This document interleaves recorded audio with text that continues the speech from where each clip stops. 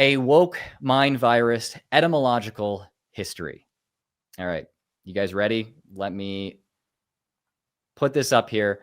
You guys get to see my toolbars because I have no idea what I'm doing.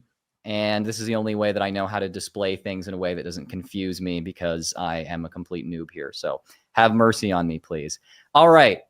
This story goes all the way back to 1976. A young Richard Dawkins published The Selfish Gene in that year, in which he proposed the idea of a meme. I'm sure you guys are pretty familiar with what memes are in the popular vernacular, but yes, Richard Dawkins invented the term meme, and in describing the need for the term meme, he said, "We need a name for the new replicator, a noun that conveys the idea of a unit of cultural transmission or a unit of imitation." Examples of memes are tunes, ideas, catchphrases, clothes fashions, ways of making pots or building arches.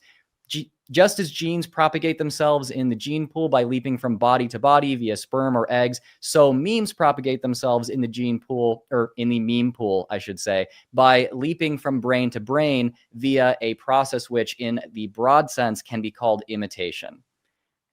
I mean, to be honest, if you've been in the atheist world for a little while and this is your first time ever hearing this, I'm very surprised because we've been obsessed with memes because they come from Daddy Dawkins for a long time. As my colleague N.K. Humphrey neatly summed up in an earlier draft of this chapter, memes should be regarded as living structures, not just metaphorically, but technically. When you plant a fertile meme in my mind, you literally parasitize my brain. We're pretty close to the woke mind virus already, aren't we? Turning it into a vehicle for the meme's propagation in just the way that a virus may parasitize the genetic mechanism of a host cell.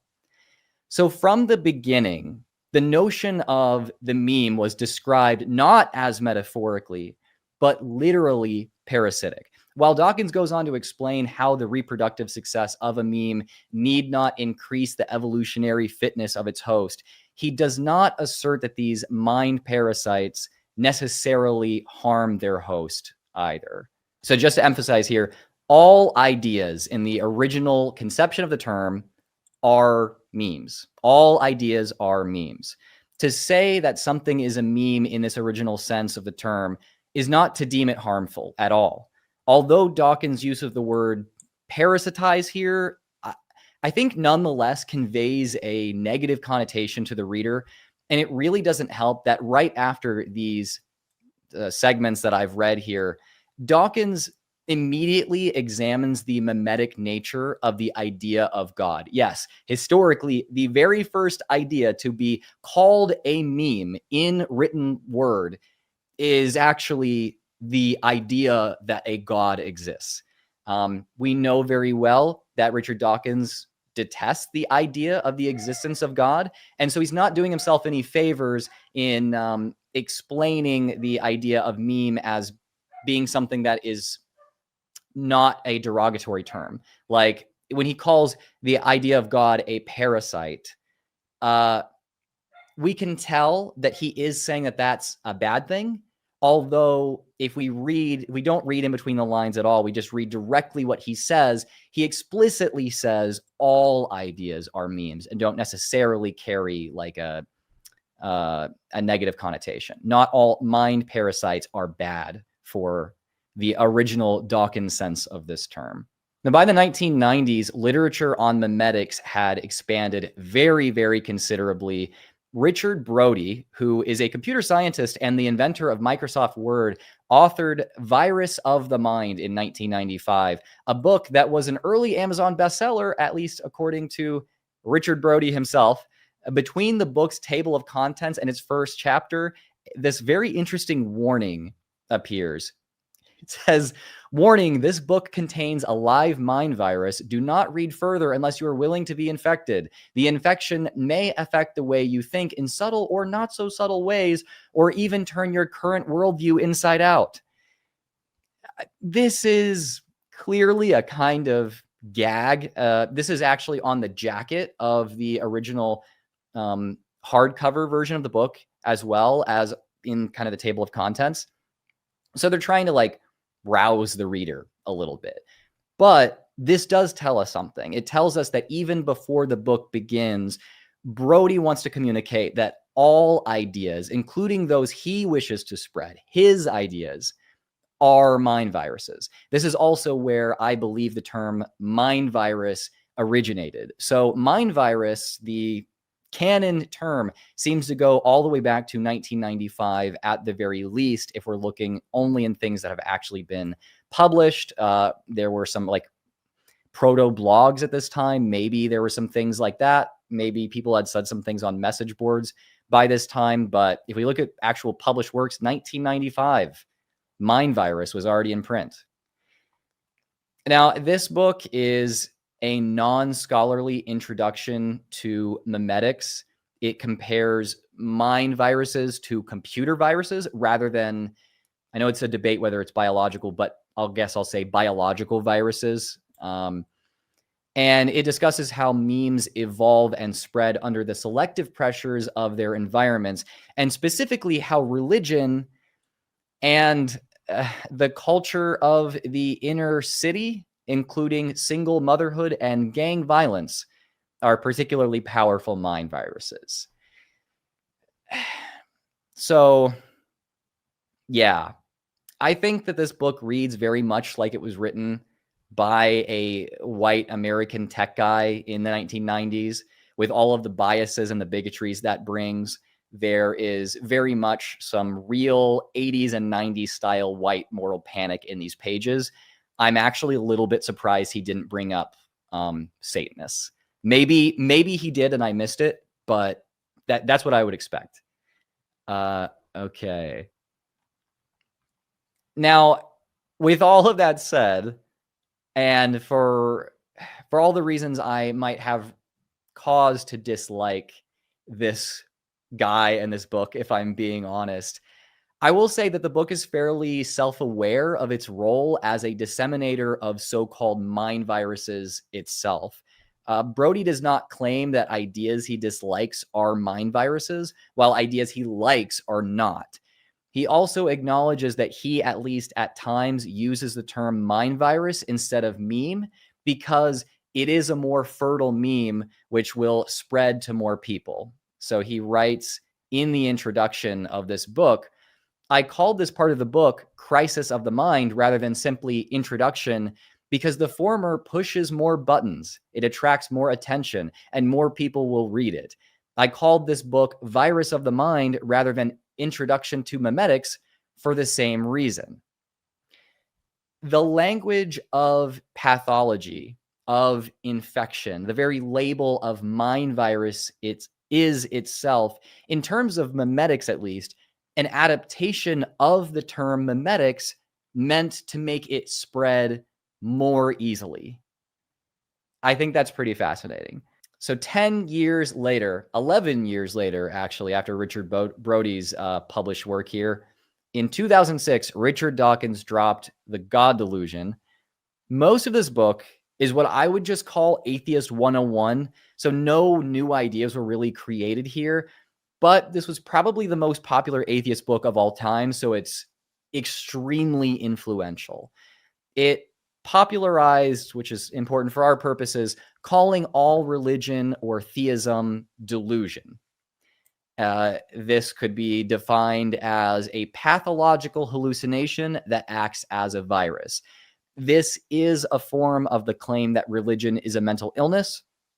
If you have been in atheist circles for long enough, you have absolutely heard people say that religion is a mental illness. I have argued against this since my kind of earliest days on YouTube. I have always thought this was not a great thing to say. It's not only untrue, but uses stigma against mental illness in order to stigmatize things that we don't like. And I think we'll get into some other reasons why we should not be stigmatizing religion or any ideas as pathological later on, as Peter Boghossian argues that we should.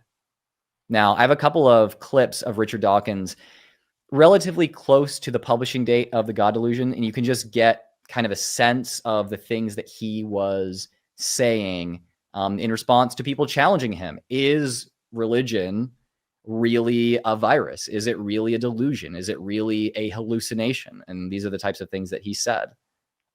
Obviously, I do not share your beliefs, and I think you are hallucinating. Child brain is a machine which obeys whatever instructions it's given by its parents for the very good reason that I've already told you.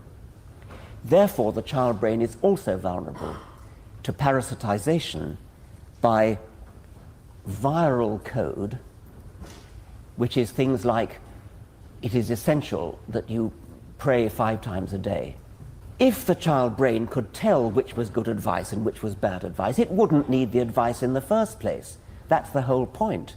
It needs the advice, and therefore it is automatically vulnerable to the equivalent of computer viruses, which is what I think religions are. All right. So here, around the year 2006, the notion that all memes, not just those we dislike, are mind viruses begins to break down, at least I think in popular culture.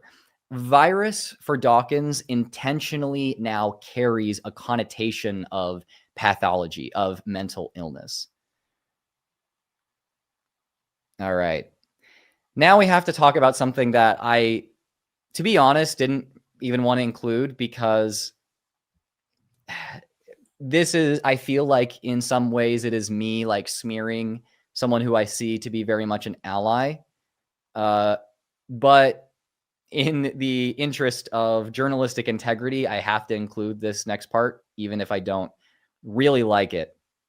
In 2009, just 3 years after The God Delusion was published, atheist psychologist Darrell Ray published this book called The God Virus, where he compares religious dogma to a virus which damages the health of its hosts and threatens to infect entire populations if not stopped.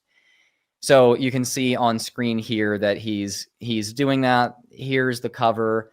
I do want to say I actually am, friends with Darrell Ray. I see him at IRL events, a couple times a year at the very least, and always give him a hug. And so we are somewhat connected. I can't say that I'm super excited about the contents of this book. So while Ray treats religious ideology as a serious threat here and does compare it to literal diseases, he does not say that religion literally is a disease. And I know this because I was able to reach him for comment, and he clarified a few things. So this is a description of his from his book about this subject. His description of religious ideology as viral, he says, is purely metaphorical. It is not literal. He believes that, and he said, ideas of all kinds spread like viruses, whether those ideas are good or bad. However, Ray only calls ideas viruses if he views them as being harmful to the people who hold them. I think that it's worth noting that Darrell Ray is an outspoken progressive in stark contrast to basically all other people I'll mention in this video. Still, this book, this long quote about how believing in God is like a virus, remains part of the history of describing ideas of one's outgroup as pathologies, particularly in atheist culture. If anything, I would say that Darrell Ray in this book had the effect of sanitizing this kind of language or normalizing this kind of language for progressive atheist types. And I would also say that in 2009, the progressive atheist types who would back something like intersectional feminism and leftism, like people like me, and the new atheist types that now would back Dawkins and get into like anti-trans moral panic and straight up just believe in pseudoscience now, those people I don't think had completely split off yet. And so Darrell Ray, Richard Dawkins, and Peter Boghossian, who I'm about to get into, were all kind of contemporaries at this time. And them sharing rhetoric was not seen as particularly unusual yet. this is probably where my big woke mind virus video is actually going to start, because I kind of have a personal connection to this book, which I will get into in that video. Unfortunately, not in this one. So in 2013, the atheist professor, writer, Peter Boghossian published a manual for creating atheists, which is a book that I actually have displayed in the background of videos before. Like back in 2018 and 2019, I had this book on display behind me. I never actually read all of it. And it's a huge stain on my reputation, in my opinion, that I actually did that. So in the book, Boghossian cites Richard Brody and Dale Ray as peers in conceptualizing religion as a virus. Let me get to the rest of my notes here. This is an anti-religion book, as you could probably guess. It's an kind of anti-theist playbook published by the then anti-theist author, Peter Boghossian. I'm not sure if he would call himself that anymore, because as we'll get into, he is explicitly on the side of the religious right now. Yeah. Accordingly, the final chapter is titled Containment Protocols, where he likens religion to a virus and then writes this. Just as the body is exposed to toxins, so is the mind. Faith is an unclassified cognitive illness disguised as a moral virtue. Each of us dreads the thought of becoming ill, and we take whatever measures necessary to regain our health. Not so with the faith virus. People infected by faith feel gratitude and appreciation for their affliction. He then proposes that we treat faith as a public health crisis. Just as society has established mechanisms to deal with contagions, pathogens, and infectious diseases that affect our air, water, air, and food supply, with objectives like ensuring the commons are free of toxins and preventing the spread of diseases, there's also an urgent need for large-scale interventions in educational systems, houses of worship, and other institutions that promote failed epistemologies. Okay. He then advocates that psychiatrists remove religious exemption for delusion from the Diagnostic and Statistical Manual of Mental Disorders. It is kind of the book that in the US and in Europe as well, but particularly in North America, designates not ideas, but conditions as officially recognized mental disorders. If you ask me, there are serious systemic problems with that in the first place, but we can't quite get into that here.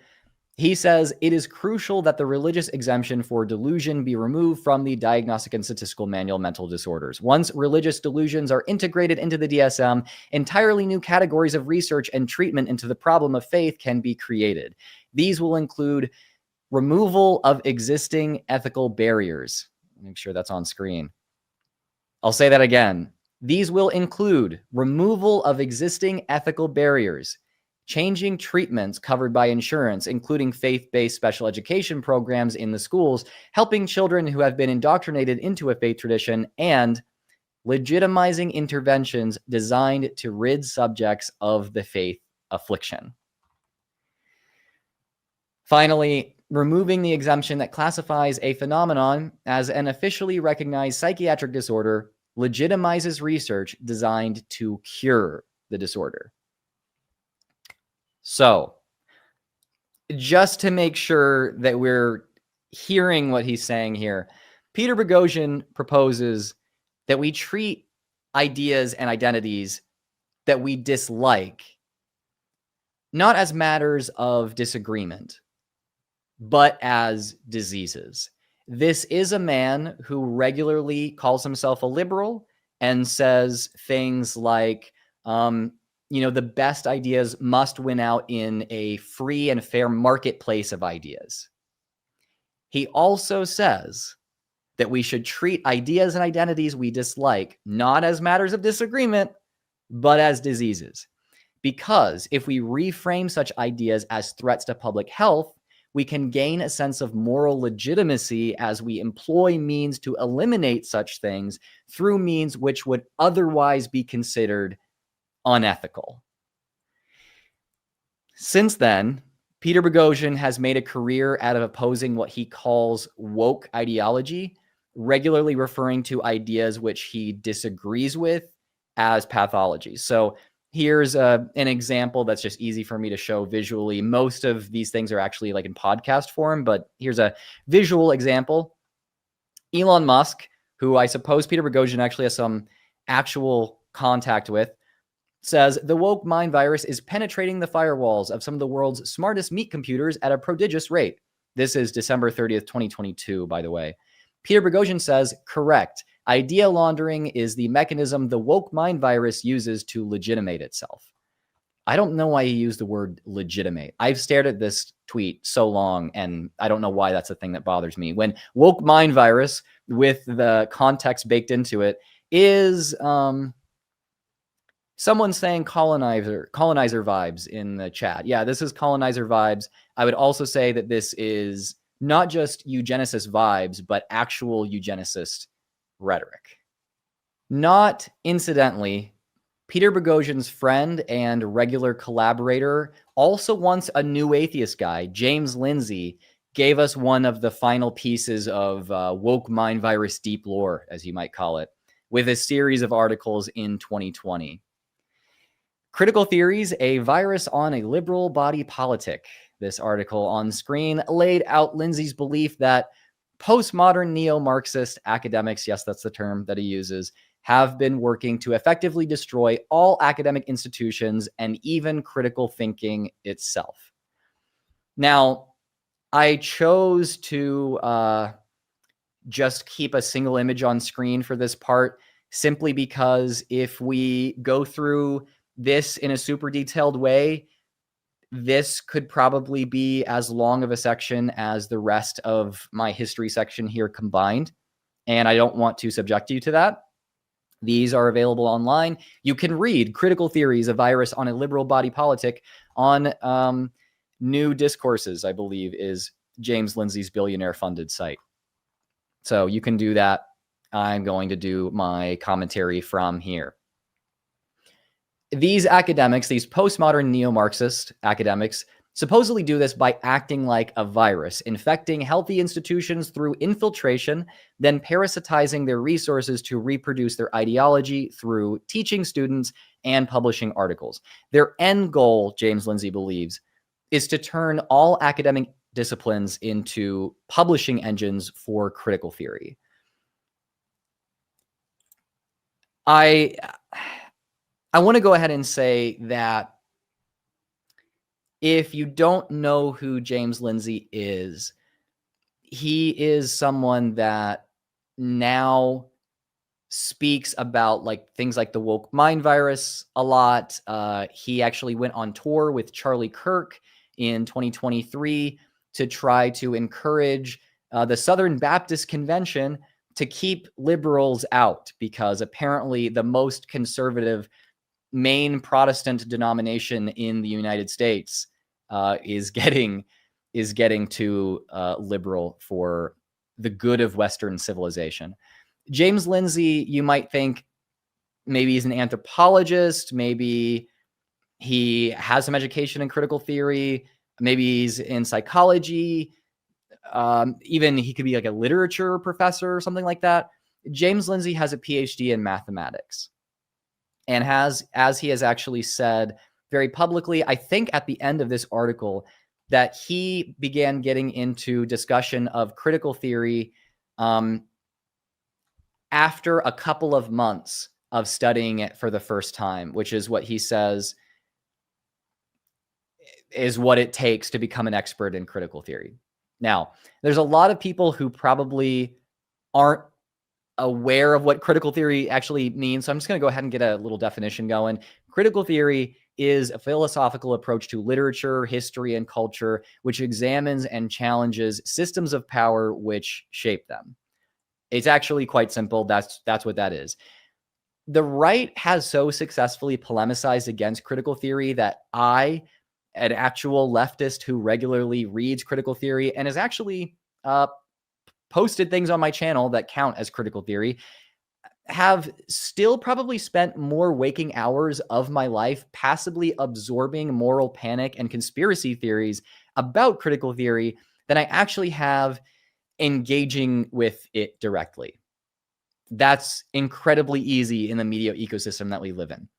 If you are an American, that's probably true for you as well. So I just want to say, keep that in mind if even hearing the term critical theory makes you squirm a little bit, because even while reading like explicit critical theory, entire books that count as just critical theory, my stomach turns a little bit hearing this term, in the same way that my stomach turned a little bit every time I referred to myself as an atheist after I left Christianity. You know, it took me probably like 3 years to actually be like, I'm an atheist, without kind of like jumping and scaring myself when I said it.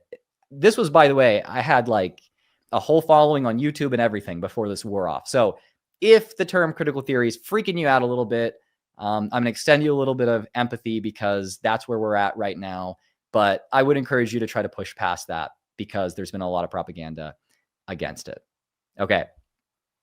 Now, Lindsay says that the postmodern neo-Marxists are open about this plan of infiltration and infection of all institutions, and that they even compare their work favorably to viral diseases.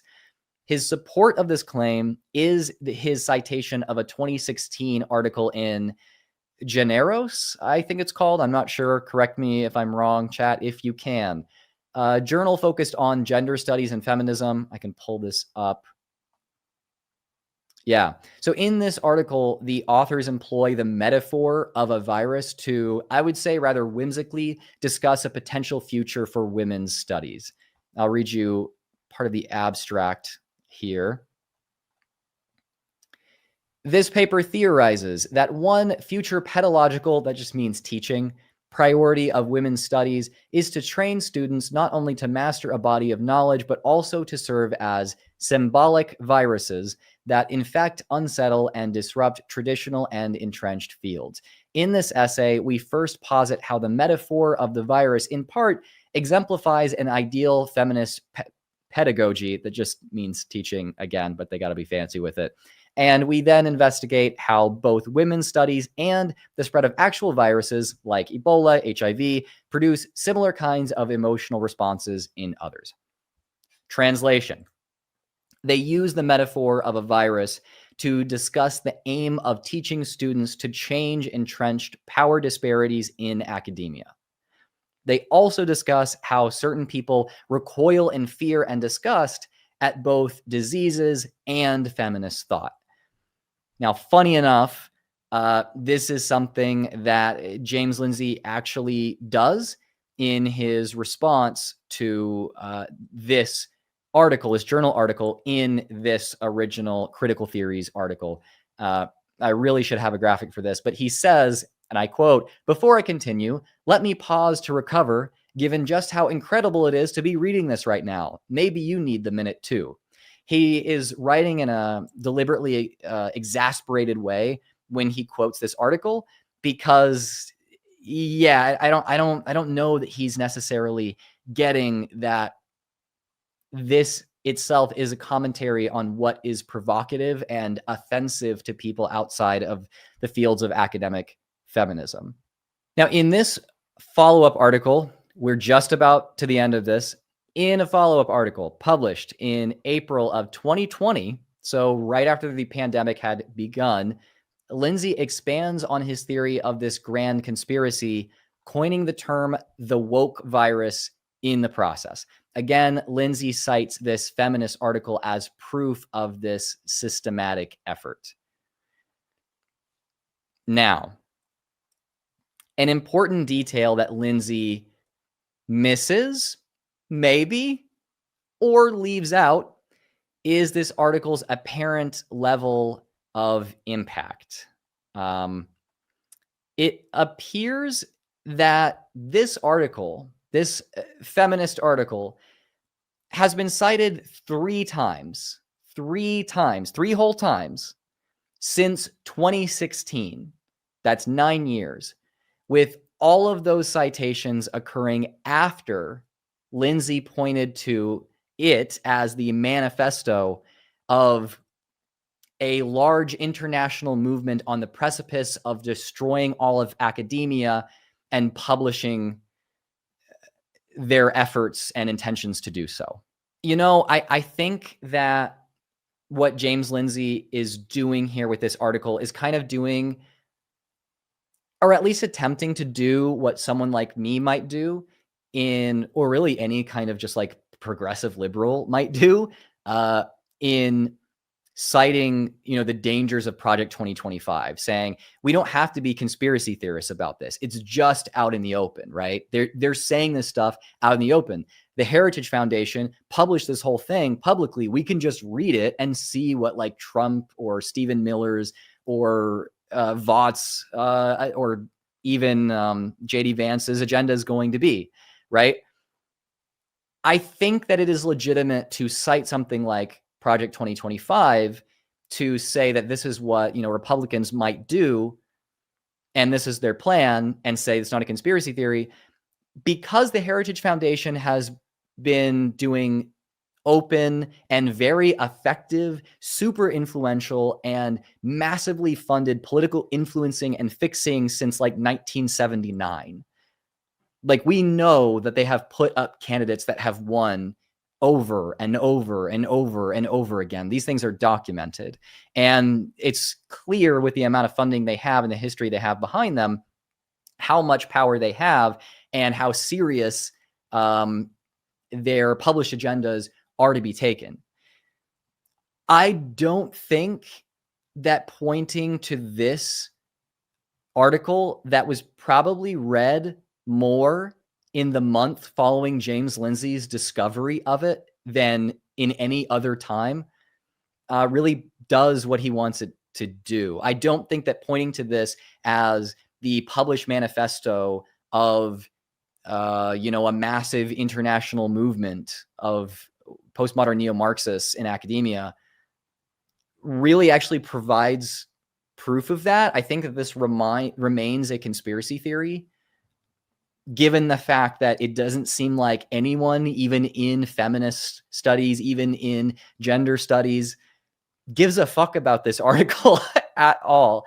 I think this was kind of a throwaway article, which James Lindsay then kind of mined in retrospect in order to give credibility to a conspiracy theory which he had constructed before ever knowing about this article. That's my intuition on it. Hard to say for sure, but that's what I'm thinking. Now, with the term mind virus popularized in liberal atheist circles, these guys do explicitly call themselves liberals, not conservatives. We are talking about people like Richard Dawkins, Peter Boghossian, James Lindsay. They explicitly identify as liberals, even when they say things like the religious right are the sensible ones, which sometimes they do say things like that. With all that being popularized in liberal atheist circles and woke virus in use among anti-leftist conspiracy theorists like James Lindsay, the term the woke mind virus appeared seemingly in 2020 as an amalgam of these terms and the ideas behind them. The phrase, I think, communicates that certain ideas associated with the political left are not only literal mental illnesses which spread like a virus, but that those on the left also actively seek to destroy healthy institutions and cultures by spreading such ideas. This phrase arose in 2020. And if we look at this from a memetic perspective, it seems that the world's attention was fixed on how viruses operate. So the meme of this phrase easily found fertile ground on which to propagate itself. Those are the end of my notes. That is how we got the woke mind virus. Hopefully you guys found this interesting, the etymology of the woke mind virus. I did not expect, honestly, for it to take me about 40 minutes to go through it. Maybe I will cut this from the end result video, given that I think the more interesting part is actually the analysis of how the theology that, they wouldn't call it theology, but like the philosophy, the political philosophy and sociology that people like James Lindsay And even Richard Dawkins and Elon Musk now perpetuate.